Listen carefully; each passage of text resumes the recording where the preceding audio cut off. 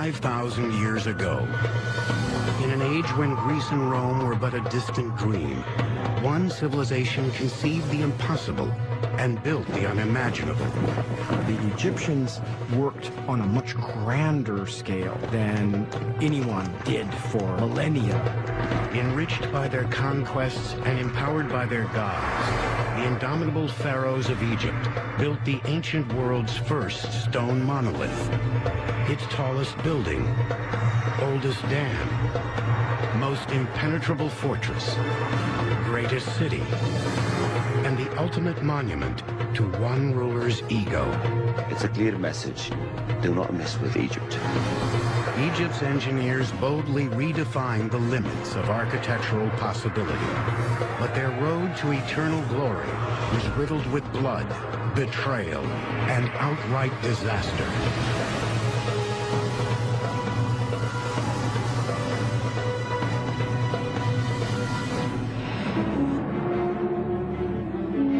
Early summer, 3000 BC.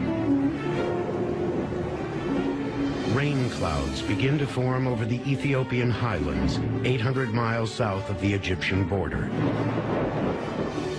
Before long, a drizzle becomes a torrent, and the slumbering brooks awaken with a furious rush of floodwater, churning blood red with the sun-baked silt of East Africa.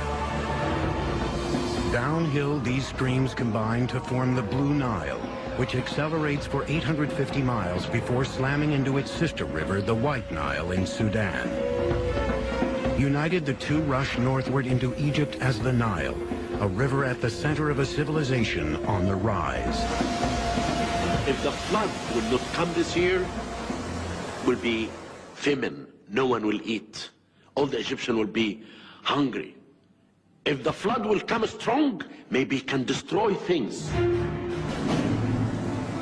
By late July, the Nile spills out over its banks and consumes the entire valley, leveling everything in its path.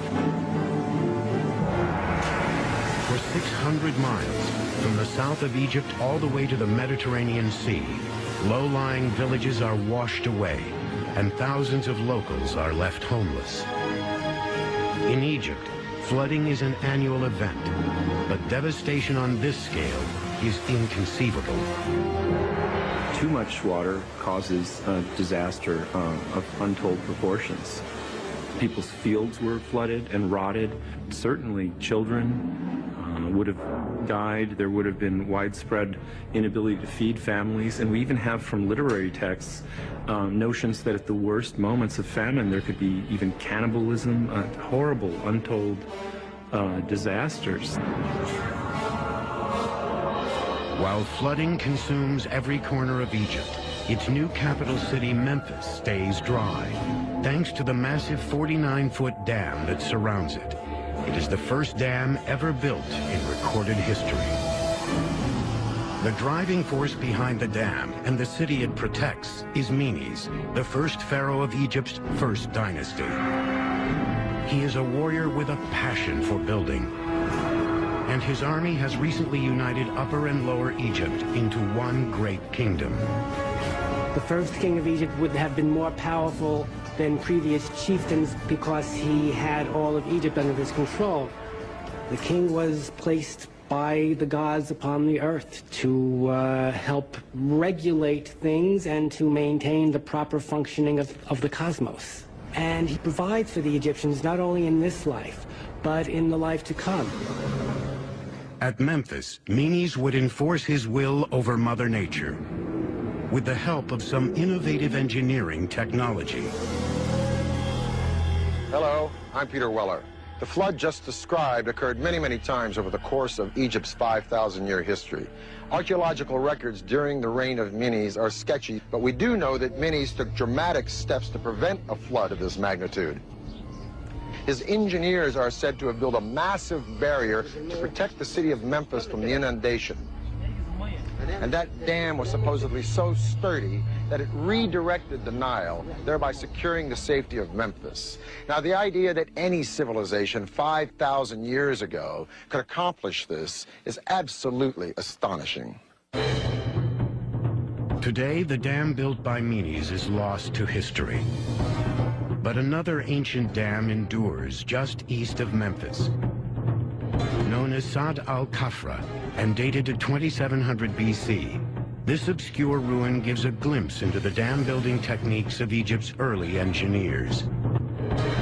It consisted of two massive stone walls standing 35 feet tall, still 15 feet shorter than Menes Dam. Each wall was 80 feet thick at its base and 40 feet thick at the top. Dirt and loose stones filled in the space between them. 100,000 tons of rock and rubble had to be quarried and transported to build this dam, and even more for the one built by Menes. 5,000 years ago, a project of this magnitude would have required incalculable labor and effort. Nowadays, you tell someone to move a 10-ton block of stone, they immediately want to go out and rent a crane. 200 years ago, you didn't need it. 3,000 years ago, you didn't need it. People did not think in terms of machines. They thought in terms of human labor.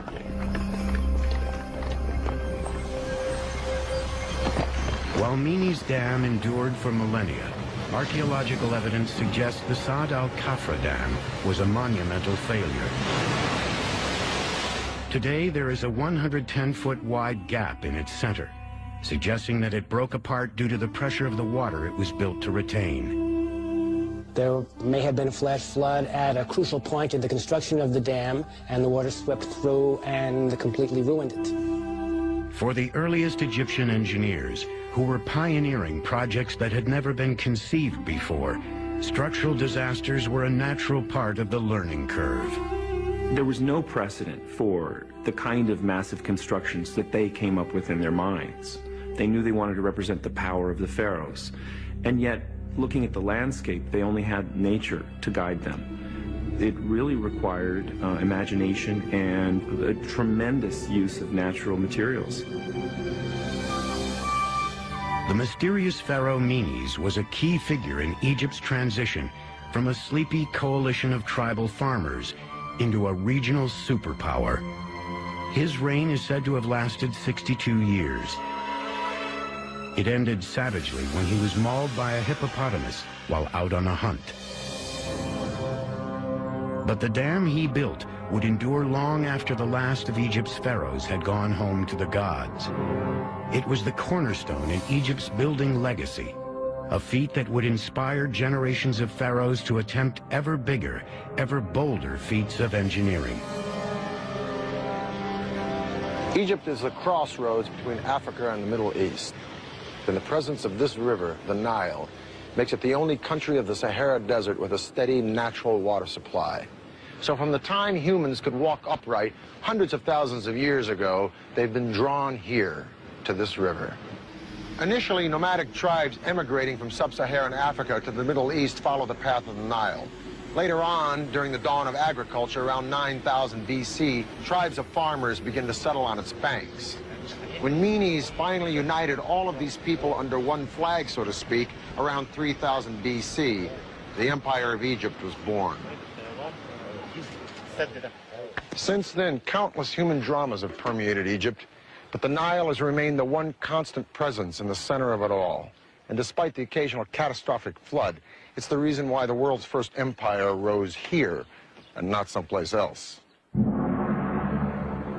At the dawn of the 3rd millennium BC, as Egypt's separate city-states began to consolidate through conquest, the river that had long been integral to basic survival assumed a new role as the engine driving an unprecedented economic and territorial expansion.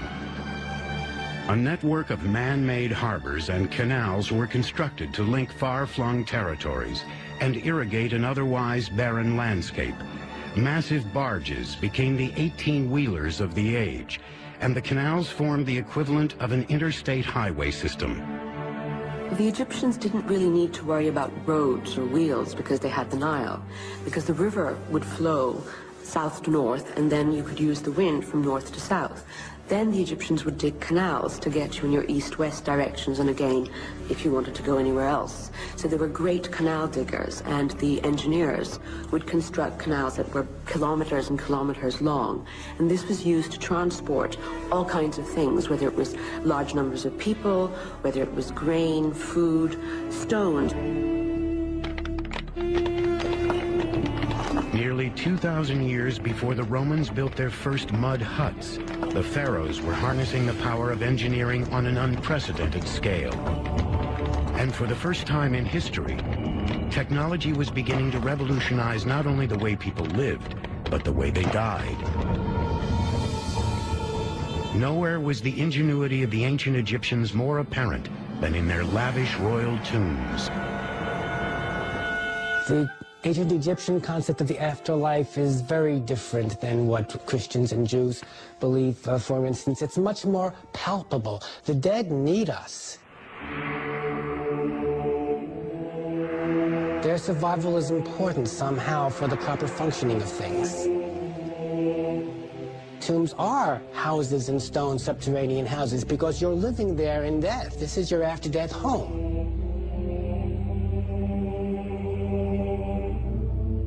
Initially, the tombs of Egypt's pharaohs were simple mud brick structures called mastabas.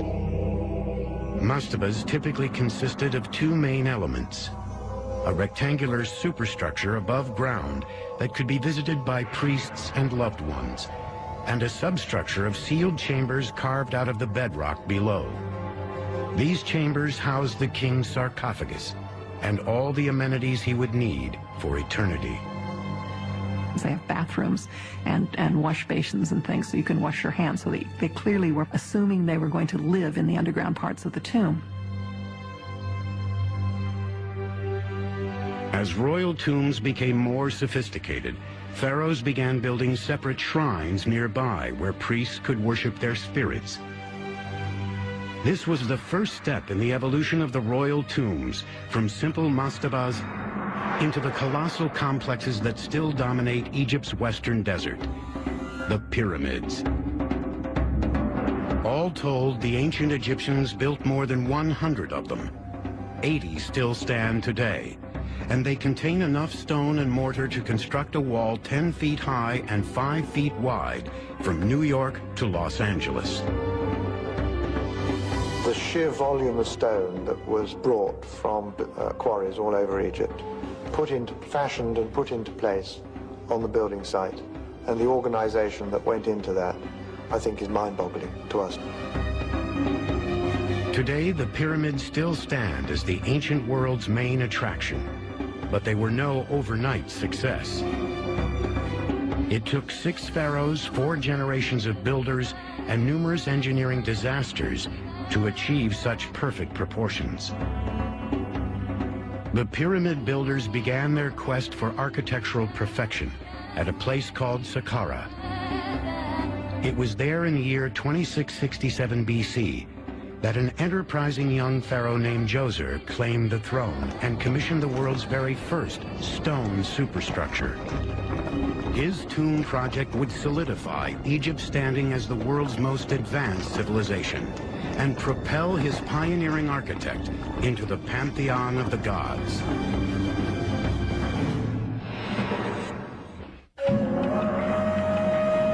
(2667 BC). In Egypt, a new king is crowned.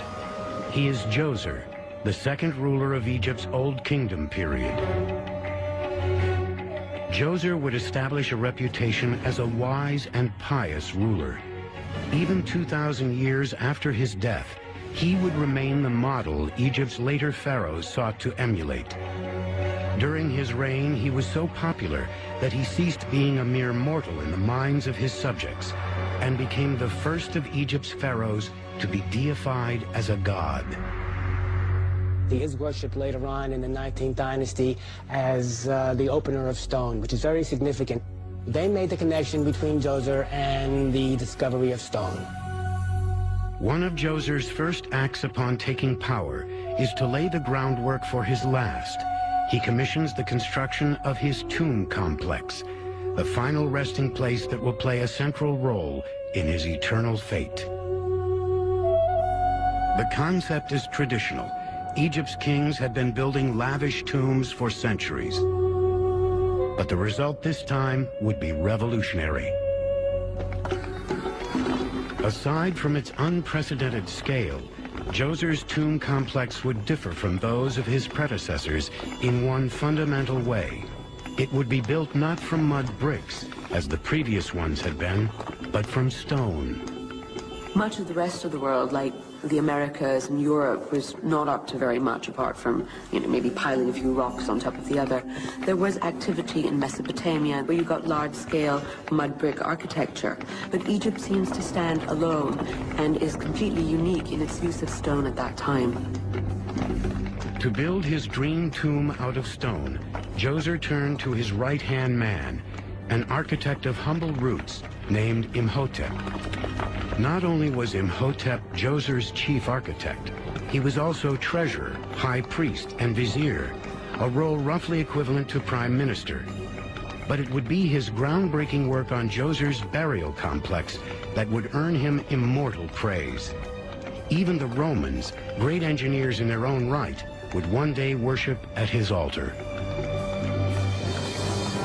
But Imhotep's architectural revolution, which would culminate with the construction of the world's first pyramid, didn't begin with one sudden epiphany. At first, he simply set out to build Egypt's biggest and grandest mastaba. The first order of business was to select a burial site for the pharaoh. Choosing a place for your tomb was a complicated business. The sun rose in the east and would go down in the west, so it would die in the west. And if you were going to be like the sun god, you would be buried in the west. And tombs would then face the east, so they would face the rising sun with the promise of rebirth and resurrection. Djoser settled on Saqqara, a sacred national cemetery dating back to the age of the pharaoh Menes. It lay on the west side of the Nile, directly adjacent to the capital city of Memphis. With the burial site picked out, the next task was to assemble a labor force. To build his portal to the afterlife, the pharaoh would rely on the sweat of his subjects.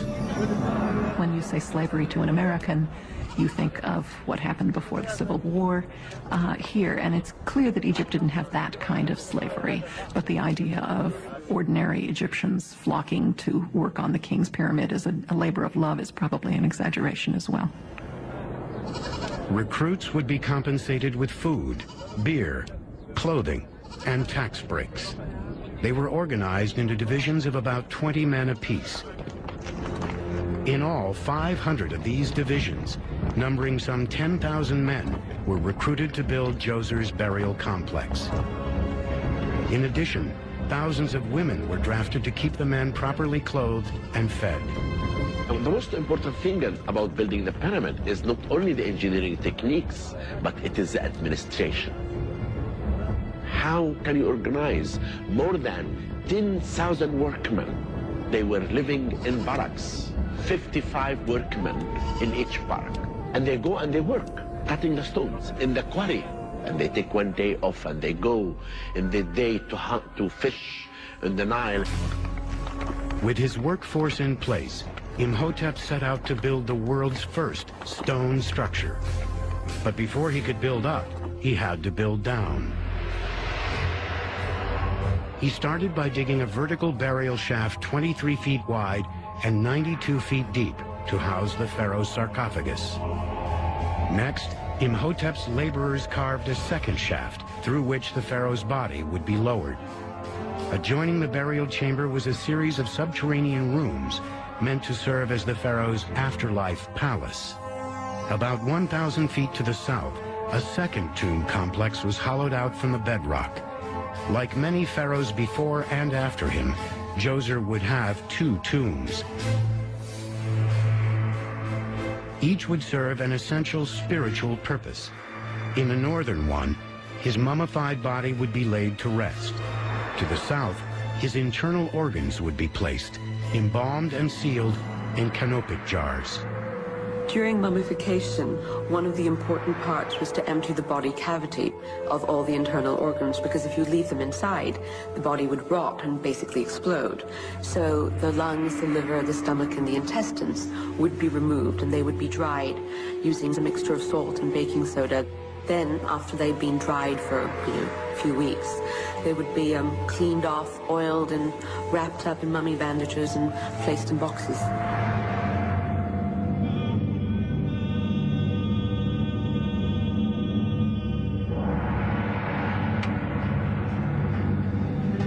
The mummified body of Djoser is buried in this maze of tunnels underneath his step pyramid here at Saqqara.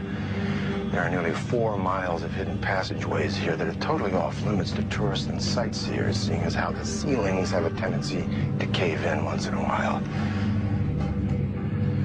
By the time Moses left Egypt, this place had already been here for over 1,000 years. The purpose of many of these tunnels still remains a mystery. Some may have served to deter or confuse tomb robbers, and again, others may have been the work of tomb robbers themselves, but because hardly anybody comes down here, you never know what you're going to see walking around a corner. Like a secret passageway or stairway.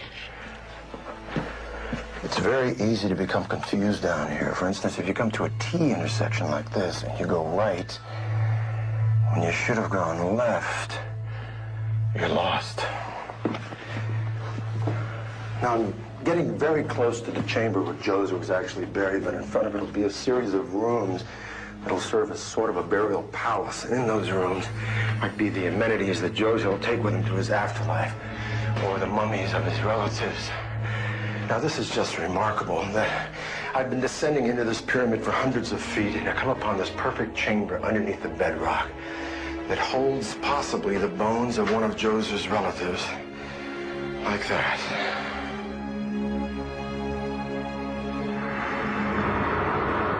Djoser's engineers built dozens of rooms like this for his afterlife palace. When you're down here, you can stumble on things like this, real mummy wrap, or pottery that's 5,000 years old, or this highly decorated wall with this beautiful aquamarine enamel inlay, or these hieroglyphs that are so well preserved, they look as if they were carved yesterday. I'm sitting in the rubble of Djoser's main funerary chamber. Above me is a massive vault, as you can see. His body would have been lowered down and put to rest here. This room is the center of Djoser's funerary complex. It was once supported by these beams that were from Phoenicia, modern-day Lebanon, and they're probably about 4,600 years old. We are as far down in Djoser's tomb as we could possibly go, and some people say this area predates Djoser. But right here is a sarcophagus made out of solid alabaster. It was probably the sarcophagus of one of Djoser's relatives. Above us is Djoser's step pyramid, arguably the very first edifice ever made of stone on Earth. But that only tells half the story. What we see above Earth is only half the story, because down here is Djoser's real palace, the palace of his death. And it certainly befits a very powerful pharaoh who had Egypt's best and brightest engineers on the job. As work on the substructure of Djoser's burial complex continued, Imhotep turned his attention to the superstructure above that would ultimately seal it off from the outside world. With virgin mountains of limestone and a vast labor force at his disposal, Imhotep marched forward, fingers crossed, into an uncharted frontier.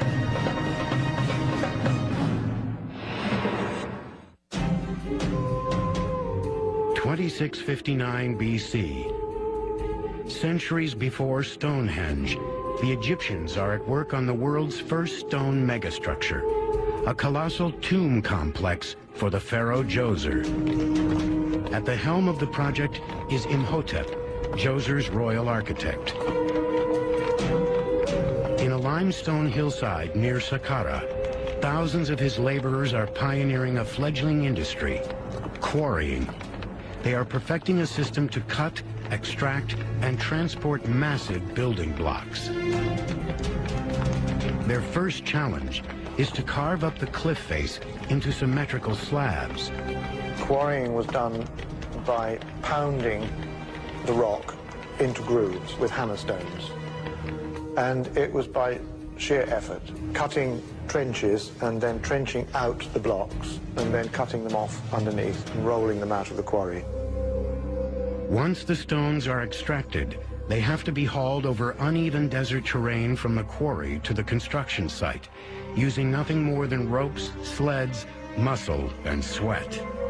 They apparently had wheels, but dragging heavy things over sand, wheels are not very suitable, and sleds are obviously much more appropriate, because that's what they used. With his tomb project in safe hands, Djoser turned his attention to strengthening Egypt's empire. He pioneered mining operations in the Sinai Peninsula, fattening the nation's coffers with a steady supply of turquoise and copper. And he pushed Egypt's southern boundary down to Aswan, the so-called First Cataract of the Nile, which would remain the nation's southern border through much of its history.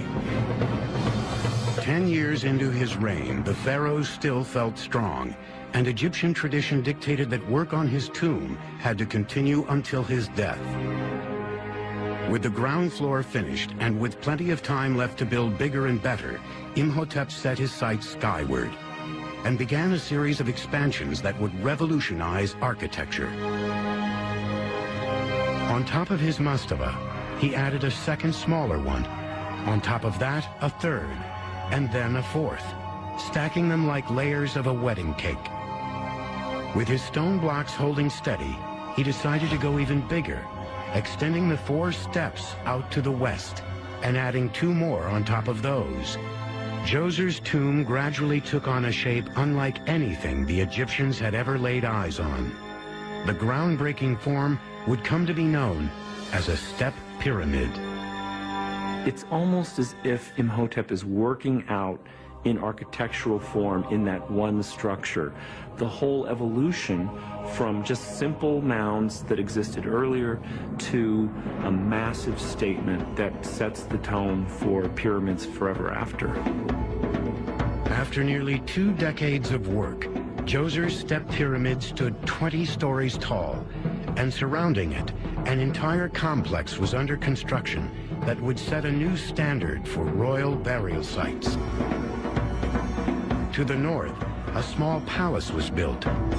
Adjacent to that were 2 ceremonial houses representing Upper and Lower Egypt. Around the entire complex, which was bigger than Yankee Stadium, a massive limestone enclosure wall reached 3 stories high.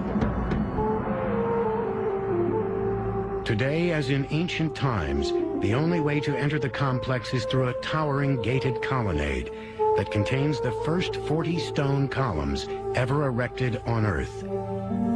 Each one rises 33 feet, and the framework surrounding them testifies to the fledgling state of engineering in the age of Imhotep.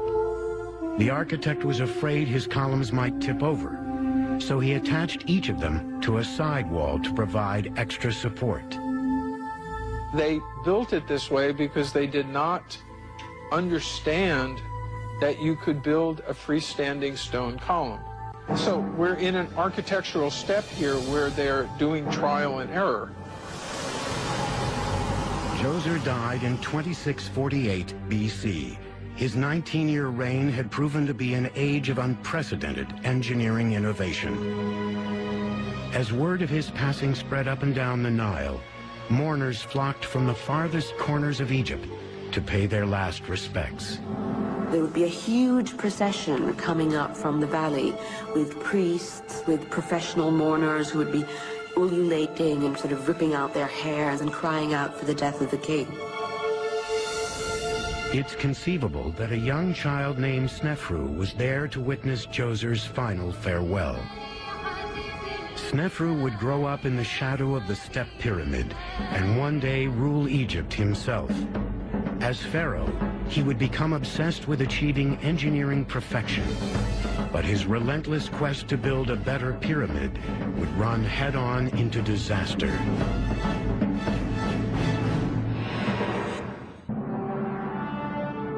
In 2613 BC, 35 years after the death of Djoser, a pharaoh named Snefru ascends to the throne and founds Egypt's fourth dynasty, or ruling family. He is the son of the previous pharaoh, Huni, but his mother is just a minor queen. So to consolidate his claim to the throne, Snefru marries his half-sister, Hetep-Heres, whose royal blood is more pure. Among the royalty of ancient Egypt, such incestuous alliances are almost routine.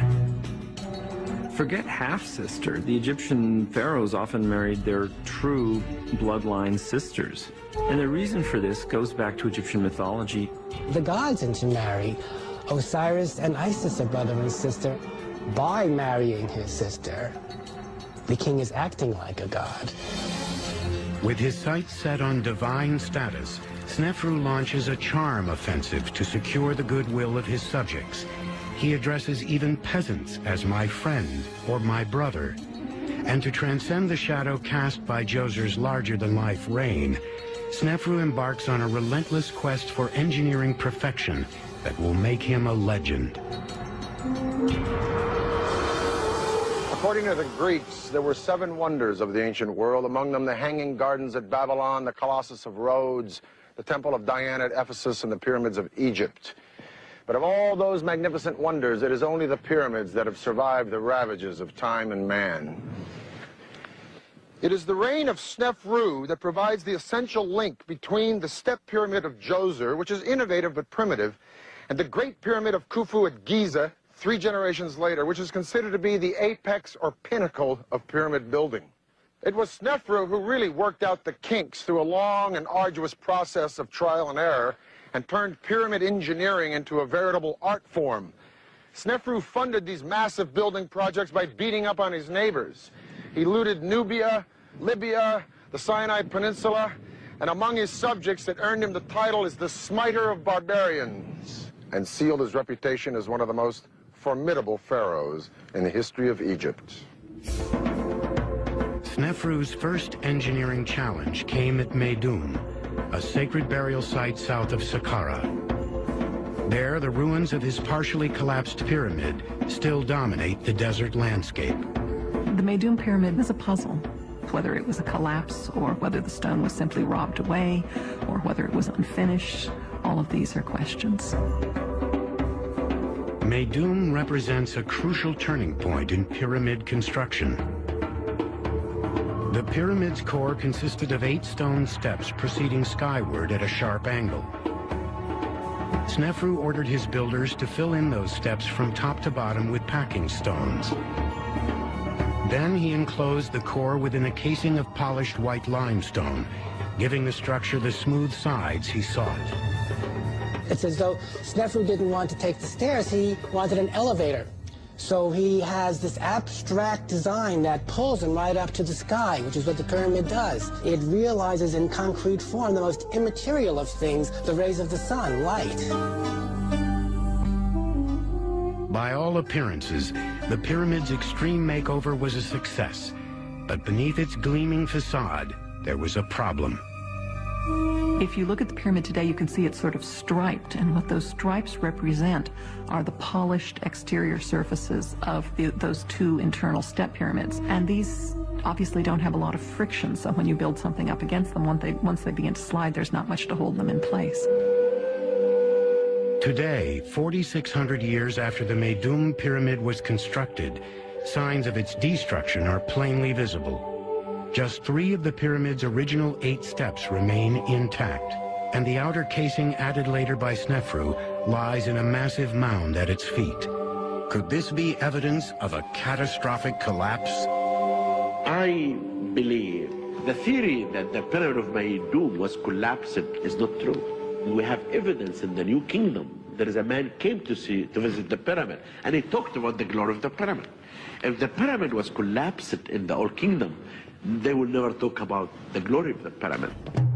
But what Snefru did next seems to corroborate the collapse theory. In his second decade as pharaoh, he abandoned the Meidum Pyramid and started over at Dashur, a virgin patch of desert within a stone's throw of Saqqara. There, his engineers set out to build the first true pyramid from the ground up. But as building progressed, they found themselves on the brink of another engineering disaster. When it was nearly halfway completed, there seemed to have been some sort of difficulty that caused some sort of structural damage that occurred. In the internal chambers of the pyramid, there are cracks, structural cracks. And one argument is that the pyramid was built on unstable bedrock. As they were going up, the internal chambers started to exhibit these cracks, and so they had to reduce the weight. Snefru was determined not to abandon his second pyramid, despite its flaws.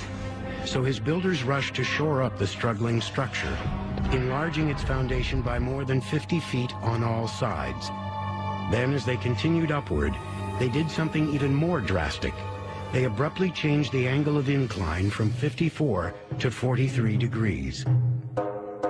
Today, the awkward-looking monolith is known as the Bent Pyramid. The Bent Pyramid is one of my favorites. It shows that man is trying to correct himself. While Snefru seemed driven to complete the Bent Pyramid, there's one major piece of archaeological evidence that suggests he wasn't entirely happy with it. Another pyramid just a mile to the north. Inscriptions found nearby indicate that this one, known as the Red Pyramid, also belonged to Snefru. Having twice failed in his quest to build history's first true smooth-sided pyramid, Snefru laid his legacy on the line and channeled all of Egypt's remaining assets, its manpower, its money, and its best engineering minds into one final push for glory. And we see then a fantastic kind of drive to create this ideal pyramid form. That must have been so strong a drive that it was worth the enormous expenditures, the emptying out of the state coffers, and the just huge work crews we have to imagine for quarrying then putting together these massive monuments.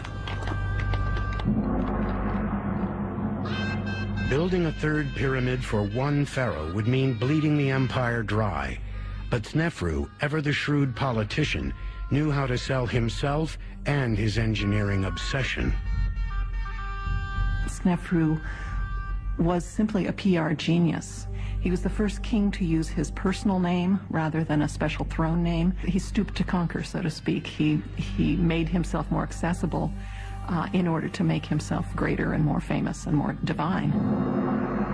In an effort to avoid the structural problems that had plagued them before, Snefru's engineers pursued a more gradual angle of inclination on the Red Pyramid, and they also strengthened its foundation by using large blocks of superior limestone.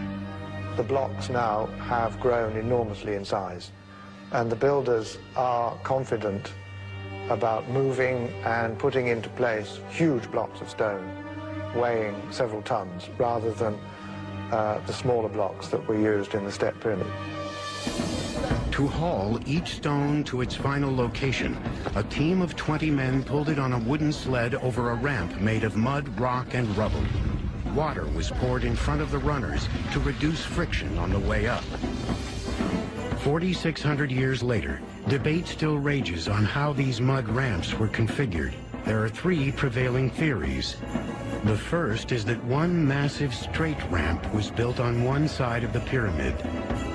Theory 2 is that there was a system of spiraling ramps that wrapped around it. And the third theory assumes a combination of the first two.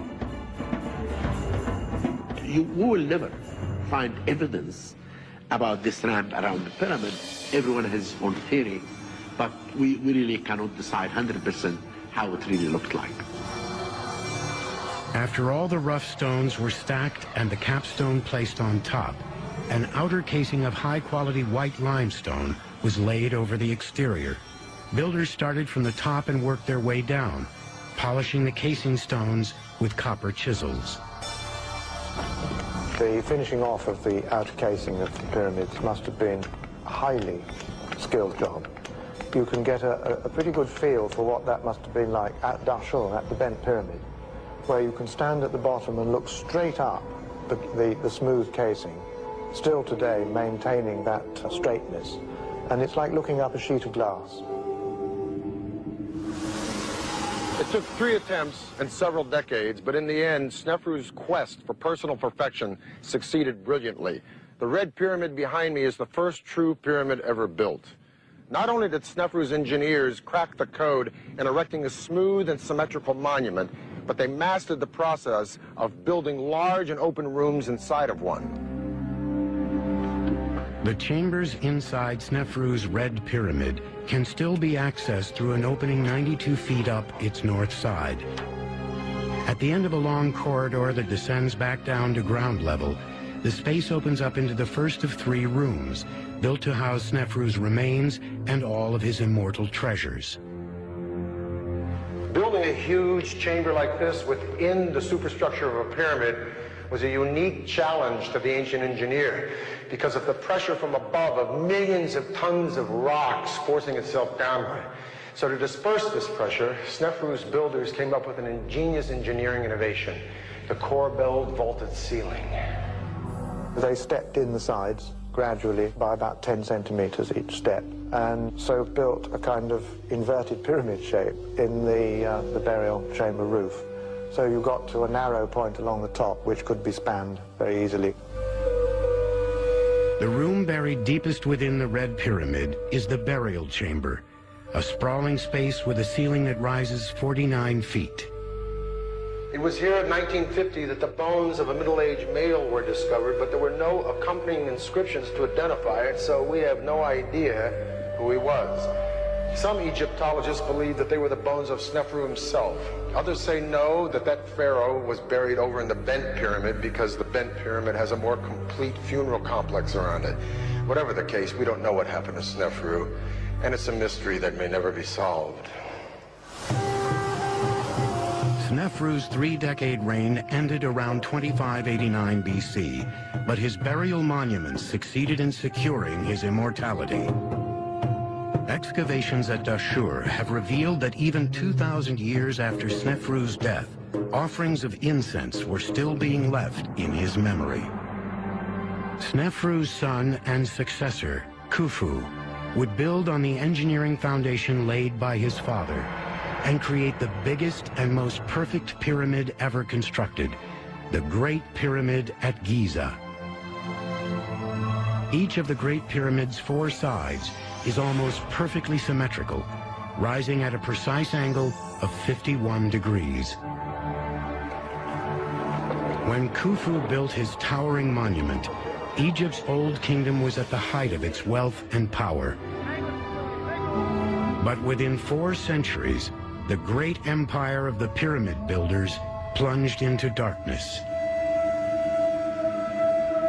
In the 22nd and 21st centuries BC, drought, famine, and chaos consumed the country until a new line of pharaohs emerged from the south, determined to recapture Egypt's long-lost glory. Their relentless military campaigns would expand the borders of the empire farther than ever before and leave behind a trail of blood, fear, and impenetrable fortifications that would renew Egypt's stranglehold on absolute power.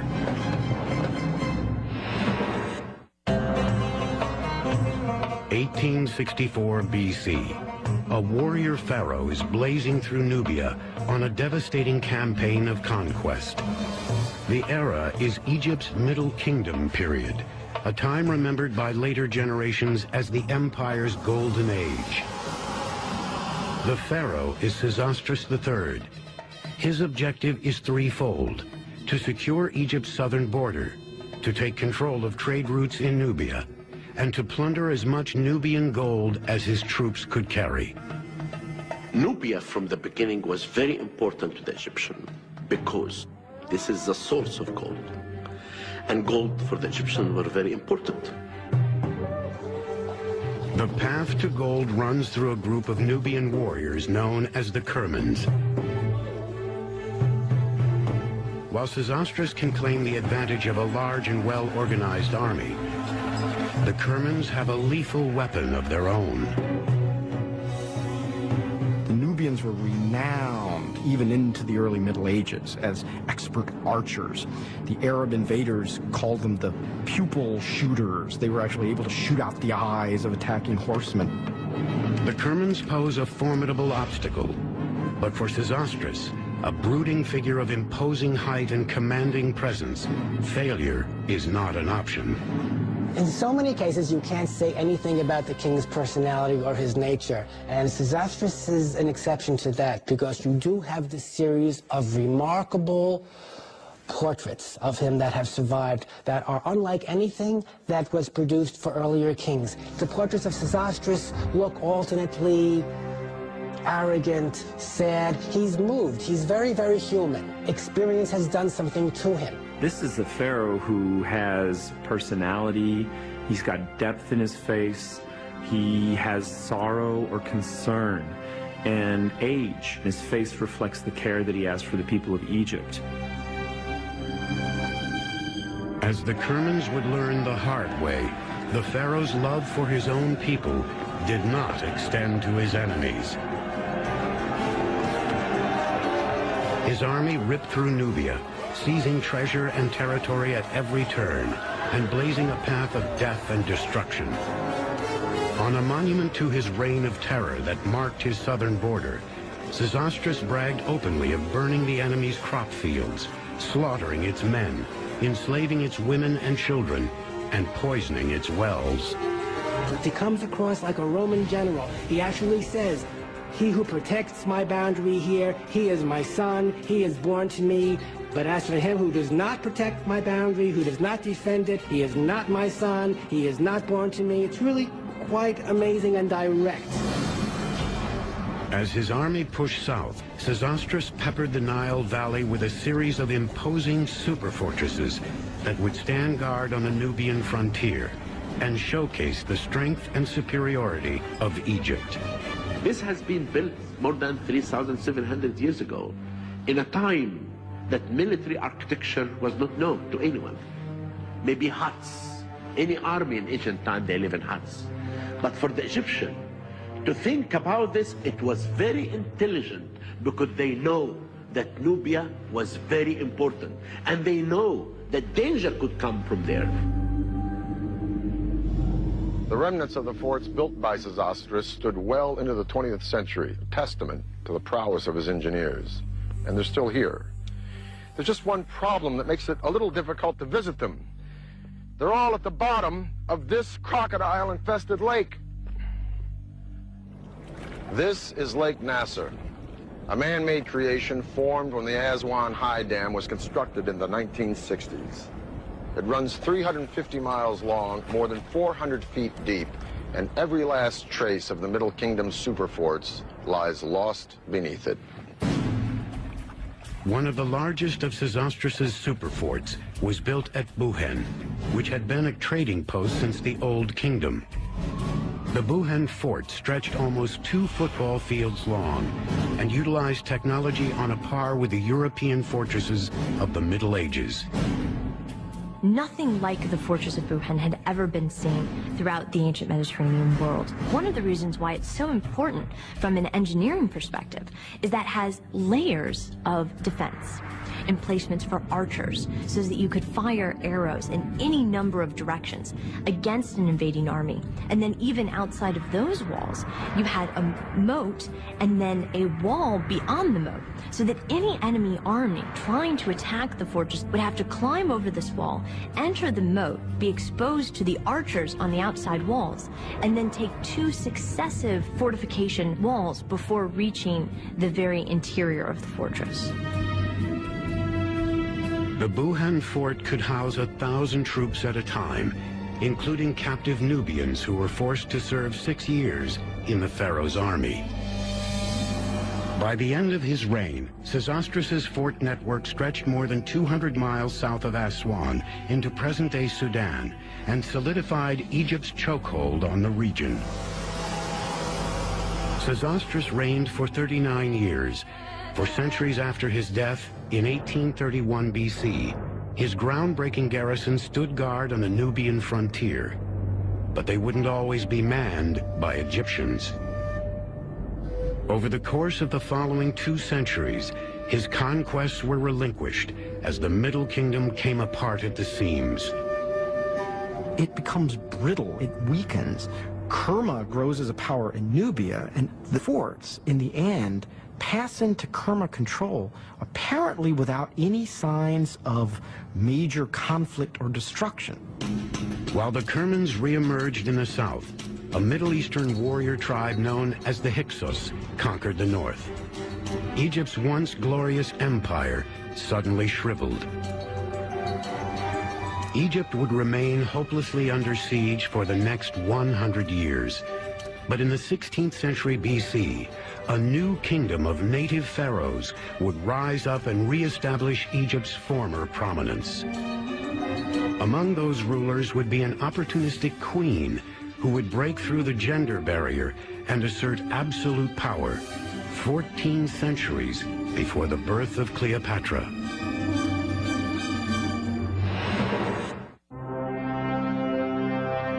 (1479 BC), the death of Pharaoh Thutmose II leaves a power vacuum in Egypt's royal palace.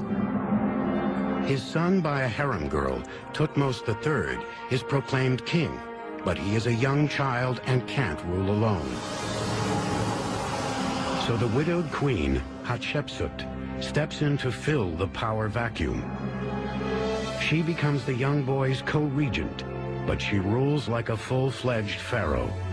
Hatshepsut begins to seize more and more actual political power, and by the 7th year of the joint reign of Hatshepsut and Thutmose III, Hatshepsut actually calls herself king. Hatshepsut was not supposed to be a king, because in ancient Egypt, men only has to rule, women cannot rule.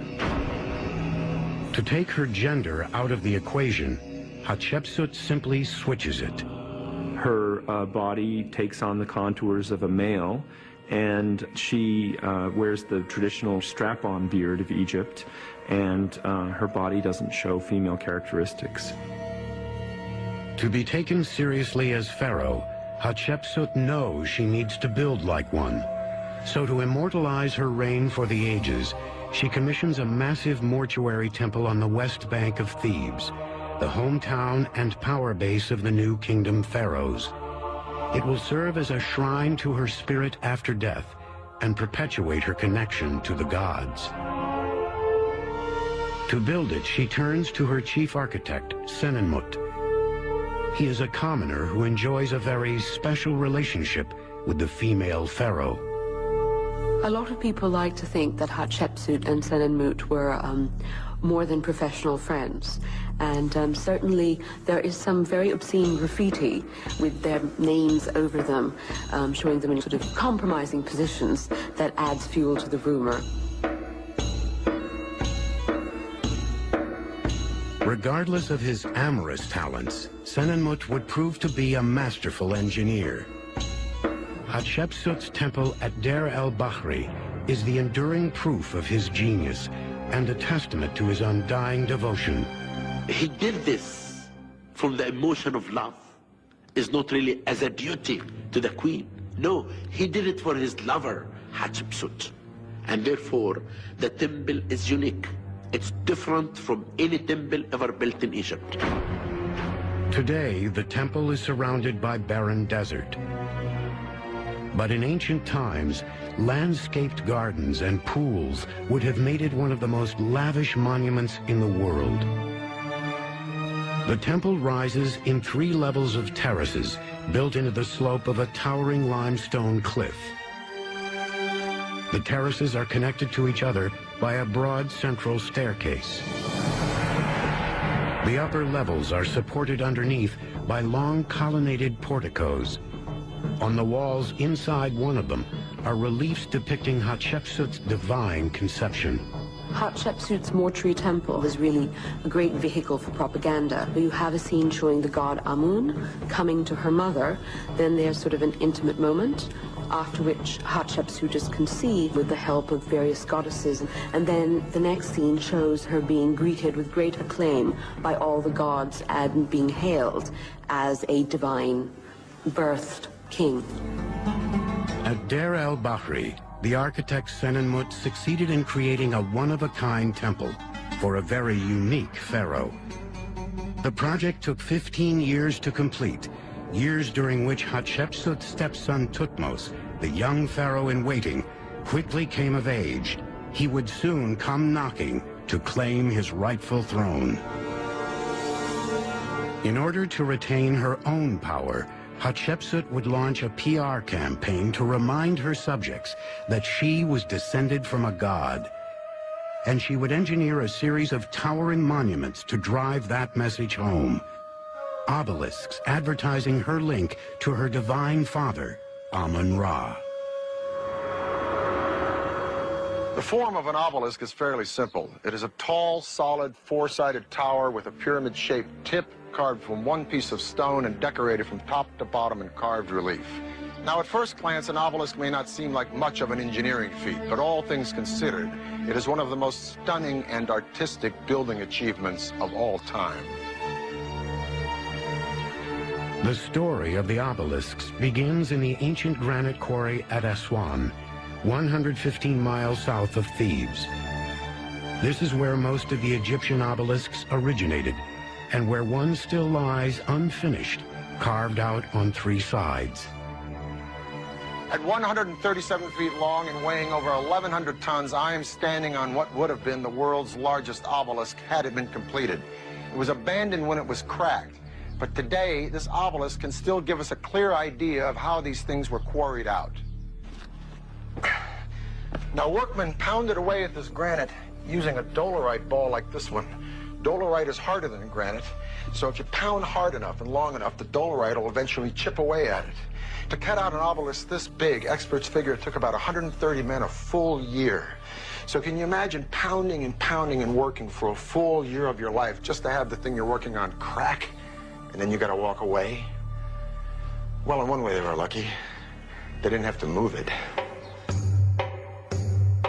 Once an obelisk was finally freed from its granite foundation, the next challenge was to transport it, often hundreds of miles, to its final destination. To do this, Egypt's engineers turned to old reliable, the Nile, and used the yearly flood to their advantage. The problem with transporting great stone blocks, statues, and obelisks would have been that these displaced an enormous amount of water, and the bottoms of the boats would, in various points along the Nile, have scraped or even gotten stuck. And so it was preferable to try to move these great pieces of stone only during the inundation season, when the rising waters of the Nile created a much deeper bed. After the obelisk was shipped downriver to its permanent home, engineers faced their final and most formidable hurdle: raising it. How exactly they did it remains a mystery, but there is one prevailing theory about the process. First, builders would install a granite base strong enough to bear the weight of the obelisk. Next, they would surround that base with an enclosure wall made of mud brick. That enclosure would then be filled with sand. On 2 sides of the wall, mud brick ramps would be erected. Using ropes and a series of sleds laid underneath the obelisk, it would be pulled up one ramp by laborers descending the other until it rested upright on the sand. The sand would then be dug away gradually as laborers continued to pull the obelisk toward vertical until it landed squarely on its base. Sadly for Hatshepsut, her reign didn't end so smoothly. Around 1459 BC, her beloved architect Senenmut suddenly disappeared without a trace. The following year, the pharaoh herself perished under mysterious circumstances. Egypt's most powerful female, the patron of the empire's most stunningly modern architectural feat, faded silently into history. Not much we can tell about how she died. Her body's never been found.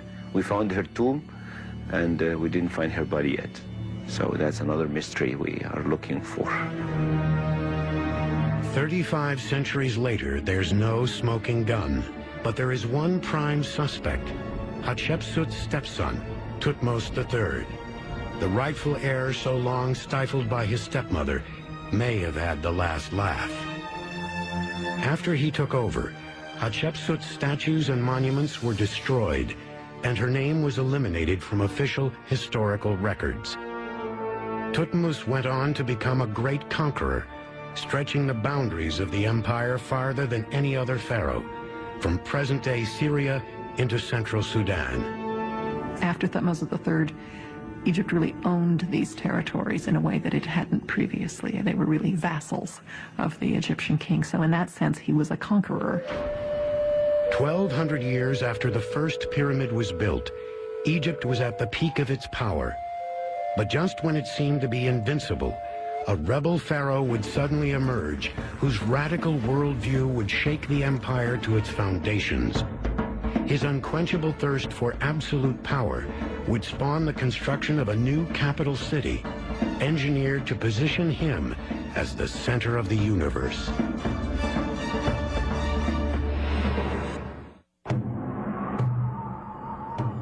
Thebes, 1352 BC. Karnak Temple, the epicenter of Egyptian society, is buzzing with anticipation. The beloved pharaoh Amenhotep III has died, and his son Amenhotep IV is poised to become the most powerful man on earth. It isn't long before the new pharaoh starts to send signals that his reign will be different. The name Amenhotep means Amun is pleased. With the rise of the new kingdom and the prominence of Thebes as the central city in Egypt, Amun became elevated as the king of gods. The priests of Amun were centered here at the temple at Karnak. These priests controlled a third of the wealth in all of Egypt, and when it came to religion, they called the shots. But the new pharaoh, Amenhotep IV, had no intention of letting anyone else call the shots about anything except him, and thus began the classic struggle between church and state. Now, there were several gods associated with Amun, and one of them was Ra, the unseen spiritual force or power behind the sun. The actual disk of the sun and its rays, that which you could see, was a god called Aten. And Amenhotep developed an entire religion around Aten, a second-tier god who up to now had been playing in the minor leagues. But, thanks to the new pharaoh, got bumped up to the big show. During a journey north in the 5th year of his reign, Amenhotep came upon a barren patch of desert, sheltered by towering limestone cliffs. There, Aten spoke to him, saying this was where creation began. Deeply moved by his spiritual encounter, the pharaoh changed his name to Akhenaten, meaning the servant of Aten, and he decided to abandon Egypt's capital at Thebes, modern-day Luxor, and build a new city on this virgin site, 180 miles away. Supposing the President of the United States closed down the capital and up stakes and sort of moves to Texas and says, this is the new capital here. You can imagine what would happen to the people in D.C. And it would be the same for the people in Luxor, who suddenly everyone loses their jobs, their capital is gone, and then they have to follow Akhenaten off to a new place. The rebel pharaoh named his new city Akhetaten, meaning the horizon of Aten. Today it is known as Amarna, and it retains little sign of the enormous structures that made it Egypt's most bustling metropolis more than 3,300 years ago. Akhenaten wanted his city built immediately so he could move right in. His impatience challenged his engineers to invent a new way to build faster. They responded with a pioneering breakthrough: small limestone blocks cut into a standard size that could be easily carried and stacked. The blocks, called talatat by archaeologists, were an ancient precursor to today's prefabricated building materials. The Talatot were very useful in that it was very quick to put up a building. You didn't have huge groups of laborers pulling large blocks. It's much easier to have a large number of people each carrying one block and just use them like bricks. The design of the city itself was equally groundbreaking. Amarna would cover 24 square miles, running 8 miles along the east side of the Nile and 3 miles inland. Its layout would radiate from the royal tomb like sun rays emanating from the pharaoh's spirit. A wide royal road would run parallel to the river, linking the central city to the palaces and temples of the pharaoh. He went to a place that no one ever touched, a completely clean place, and established his town. And that's why it's unique. Aton was maybe the first and the most important planned city on earth. Akhenaten's new city sprang up with unprecedented speed. Within 2 years of its founding, it was home to 20,000 people and had all the amenities needed to sustain a burgeoning population. The city's borders were designated by large carved reliefs called boundary stela. Several of these have survived, and their inscriptions convey in no uncertain terms whose land lies between them.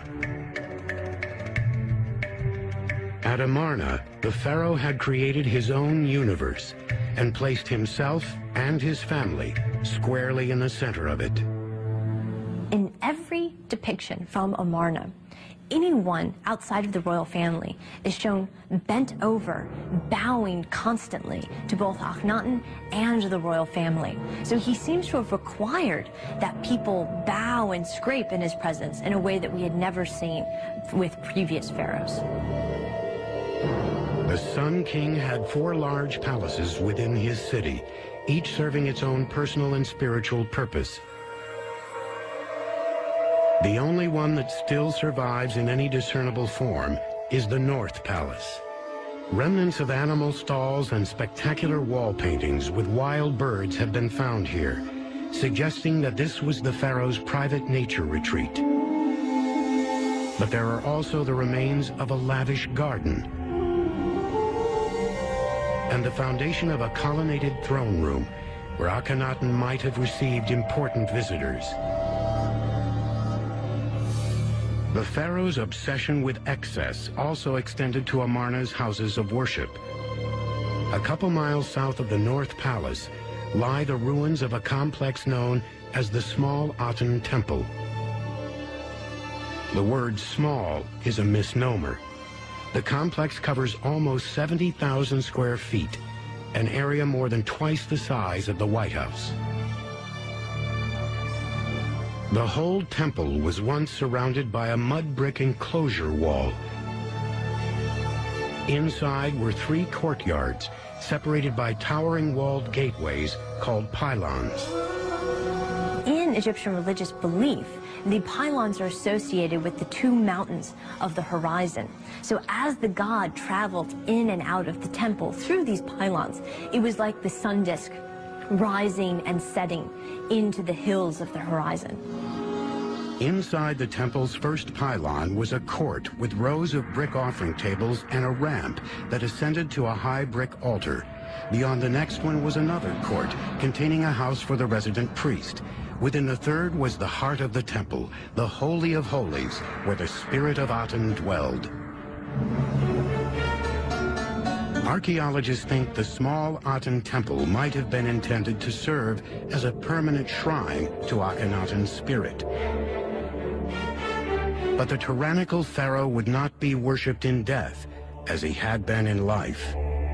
In the 2nd decade of his reign, he began to lose his grip on absolute power.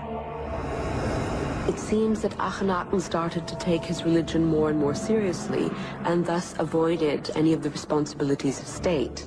He just ignored what was going on beyond the boundaries of his city. So Egypt's empire shrank because a lot of the other people in the powers of the Near East started eating away at it. Many of the details of Akhenaten's last years remain elusive, but one is undeniable. His mysterious death in 1336 BC unleashed a wave of pent-up hatred among his former subjects. His statues were broken off and buried in the ground, smashed up. Inside the tomb of Meri-Ra, the pharaoh's high priest, the walls are covered with scenes of life during Akhenaten's reign. The most telling of all the images is that of Akhenaten riding a chariot, with his head and body scratched out. While it was too late to punish the pharaoh in life, there was still time to devastate his afterlife.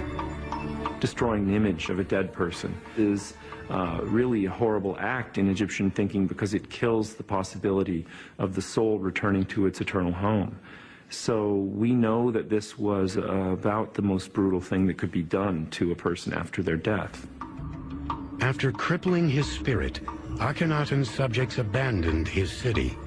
Within a few years after the pharaoh's death, Amarna looked like a ghost town in the Wild West.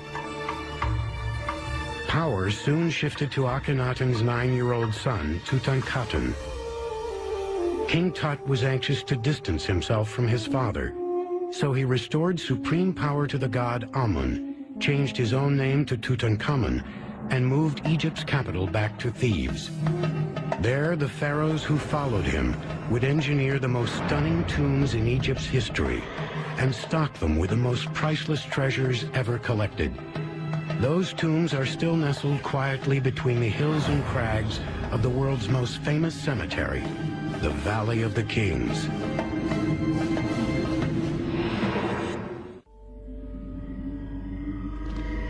(1280 BC).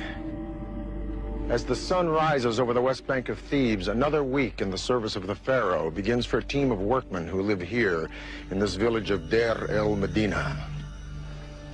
Every morning, these workmen kiss their wives and children goodbye and begin a 1-hour commute on foot to their office on the other side of these mountains in a place we know today as the Valley of the Kings. Today, we associate the Valley of the Kings with Pharaoh Tutankhamun, popularly known as King Tut, whose body was found there completely undisturbed in 1922. But gold and artifacts aside, Tut's actual tomb is one of the smallest and simplest in the entire valley. Tomb building really hit its stride 40 years after Tut was buried during the reign of Seti I. When Seti I came to power in 1294 BC, he inherited a fragile empire. For the previous 6 decades, Egypt had faltered in the wake of Akhenaten's chaotic reign. There was a real need to re-strengthen Egyptian power in its traditional form and to get back to the kind of height of empire that we've seen under Thutmose III. Seti I had a real challenge in front of him as he sought to recreate that empire again. Seti was a battle-tested soldier who had previously served as Egypt's supreme military commander. With the discipline and determination expected of an army veteran, he would restore order to the kingdom and absolute power to the throne. His strategy would rely on 2 time-tested tactics: conquest and construction. At Karnak Temple, Seti would leave his mark by commissioning the legendary hypostyle hall, one of the wonders of ancient architecture. It is a vast forest of 134 towering columns, some as tall as a 7-story building. The columns are so wide that it takes 10 grown men linked arm in arm to surround one. What the ancient Egyptians were trying to do was to build a big room. Unfortunately, they never were able to master interior space. So if you wanted a big room, you had to fill it with a huge number of columns. Tucked away in a remote corner at Karnak is an unfinished column that reveals how Seti's builders created such towering pillars of polished stone. First, the area around the base of the column was filled in with mud and rubble. Then rounded slabs of stone were dragged up a mud ramp and stacked one by one. When you reached roof level, you started to take the dirt away, and you dress the surfaces of columns and walls. And eventually, when all the dirt is taken away and all of the dressing is removed, you have a perfect column. While the columns in the hypostyle hall cemented Seti's engineering legacy, its wall reliefs bolstered his tough guy persona. The pharaoh was determined to reclaim the northeastern territory lost during the Amarna period. So he launched a series of military strikes into Syria and Palestine, where he commandeered Phoenician ports and trade routes. The reliefs at Karnak show Seti capturing and killing prisoners of war during those campaigns. As Seti's soldiers were terrorizing Egypt's northeastern neighbors, his tomb builders were preparing his eternal residence in the Valley of the Kings. There, the work took on the efficiency of an assembly line. First, a team of stonemasons began cutting the tomb out of solid rock with simple copper chisels. They were issued with these oil lamps, and you knew how long the oil lamp and the wick would last. So if they used up their oil lamps and wicks, you knew that they were working for the right amount of time. But if they didn't, you knew that they'd been cheating you. Plasterers followed behind the stonemasons, covering the rough walls with a layer of gypsum and whitewash to make them smooth. Once the walls had been prepared, several artists would come and sketch the plan of the master craftsman, and the sketches would be made in black ink. And then the master would come along and correct these in red. And in some places we still have the correction, so you can tell where people messed up. The sketches identified the pharaoh with the sun god Ra and depicted his journey through the underworld during the night. In the burial chamber at the back of the tomb, that journey would culminate with the pharaoh's rise into the heavens the next morning to begin his journey across the sky. Once these scenes were sketched out, the walls were turned over to sculptors who meticulously chiseled away the surface surrounding each drawing to create a three-dimensional raised relief. Some people would just specialize on hands, some people would do faces, so you would have different workers working at different times on the various parts of a tomb wall. Once the wall had been completely carved, it was painted. As each team of workers made their way further into the mountain, it became clear that Seti's tomb would be unlike any ever built. It began with a long entrance corridor, descending down 2 staircases before reaching a deep vertical shaft designed to catch floodwater and robbers. Tomb robbery was a constant hazard, and we know that from documents found at Deir Medina, which is the village where the tomb builders lived, that from time to time the people involved in tomb robberies were found out and brought to trial. If robbers made it past the shaft, they would encounter an elaborate ruse on the other side, a false burial chamber. It was big enough for a pharaoh's tomb, but left empty and unfinished, sending the message that no one was buried here. But beneath the floor to the left of the false burial chamber, a secret staircase was hidden. It led to another long corridor that opened up into the real burial chamber. This is where Seti I was buried. Seti's tomb is the most fantastic. Nothing like that had ever been found before. And although there are other very beautiful tombs in the Valley of the Kings, Seti's tomb is the most thoroughly decorated of all of them. Seti I, whose triumphs in building and in battle had restored Egypt to its former glory, died unexpectedly in 1279 BC. An examination of his mummy suggests that he was less than 40 years old. After Seti's death, the torch was passed to his son, Ramses II. Ramses would father more than 100 children, survive ancient Egypt's most legendary battle, and blanket every corner of the empire with massive monuments to his own ego. His 67-year reign would mark the peak of ancient Egypt's glory, and sow the seeds of its demise.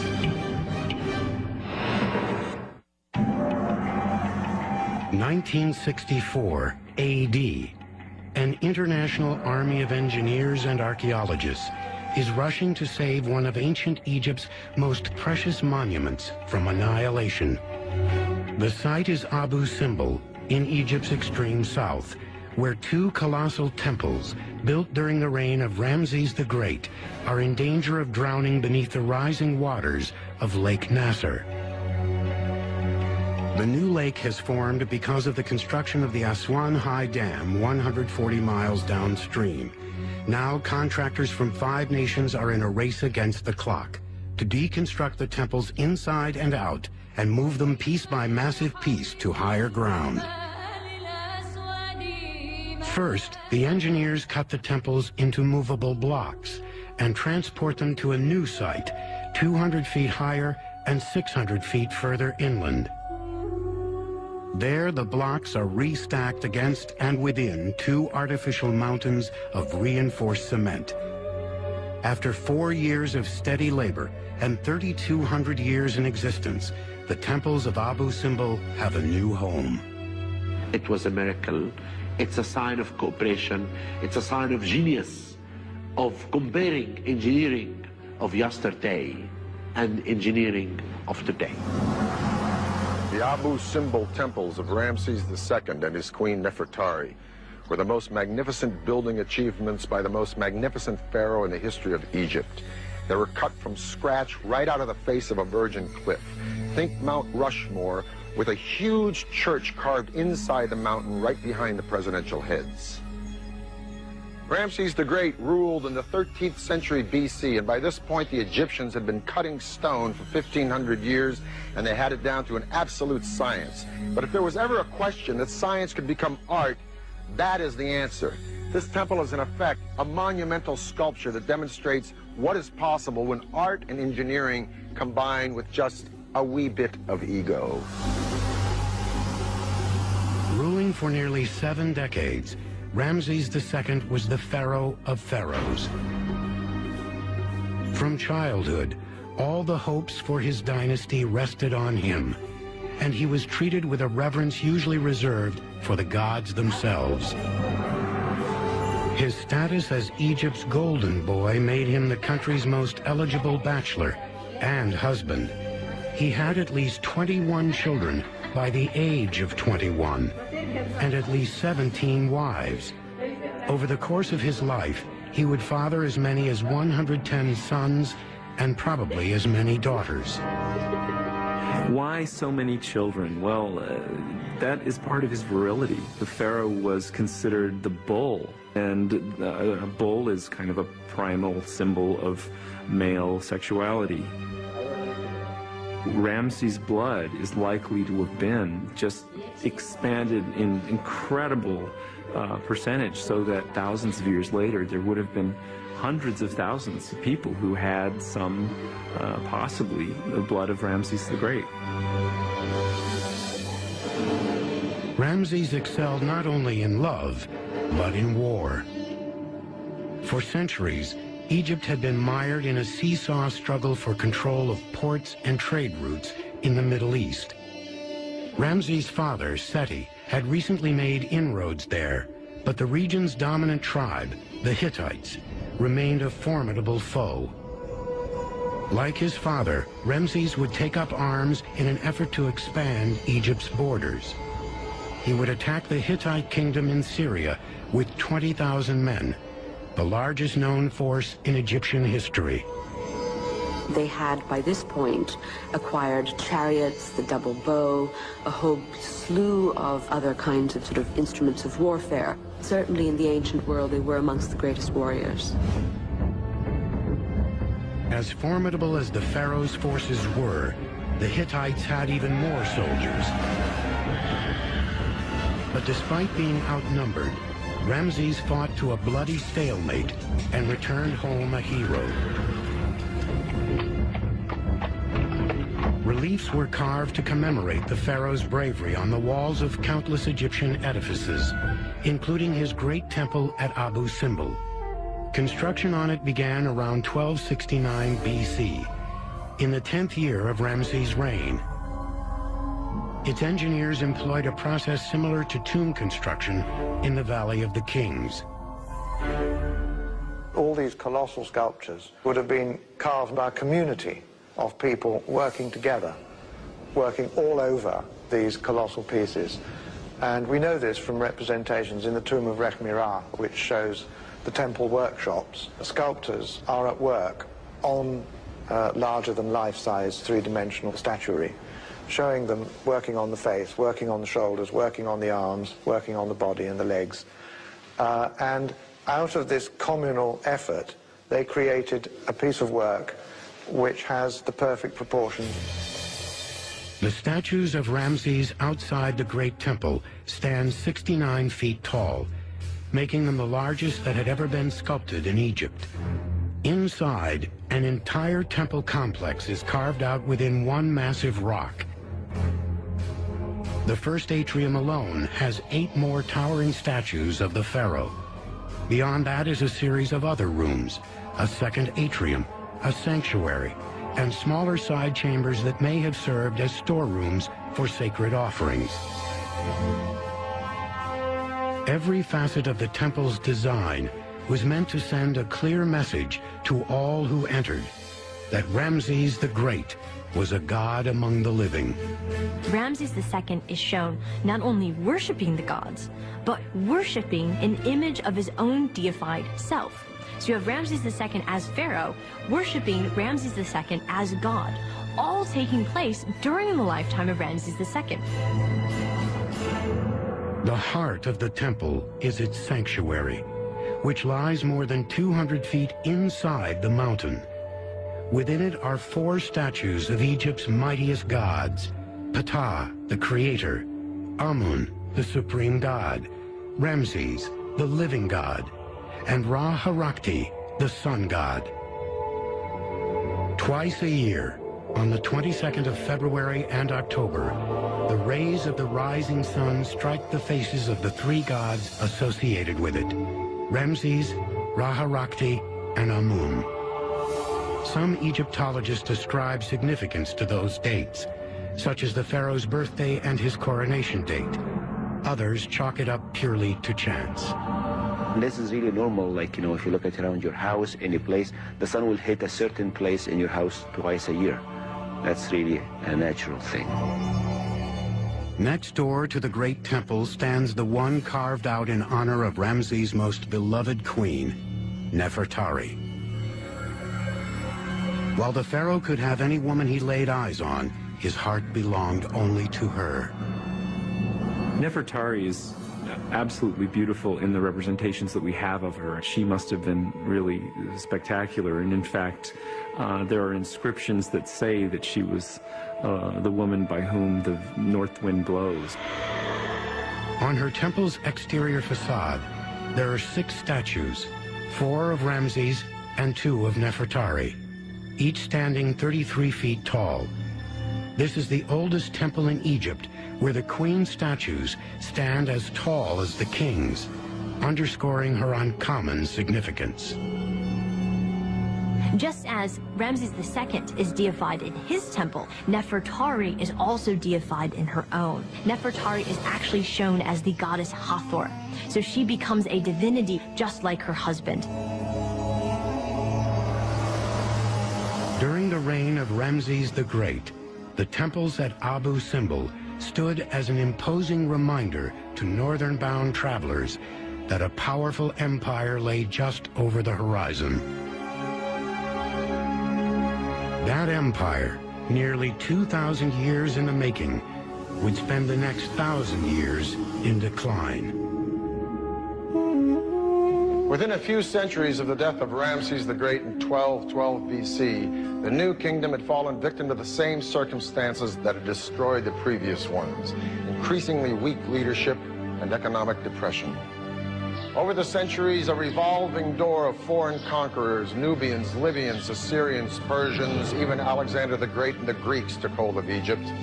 Finally, with the suicide of that legendary Cleopatra VII, in marched Octavian Caesar with the legions of Rome, and ancient Egypt was finished.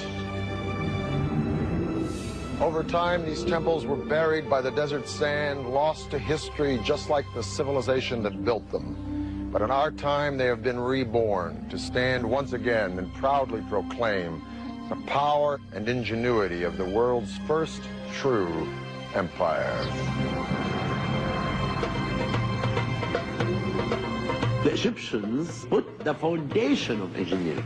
They were the people who invented engineering.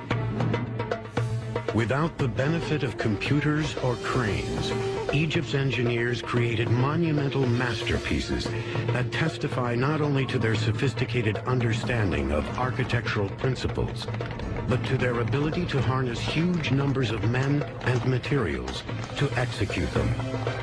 The Egyptians worked on a much grander scale than anyone did for millennia, really.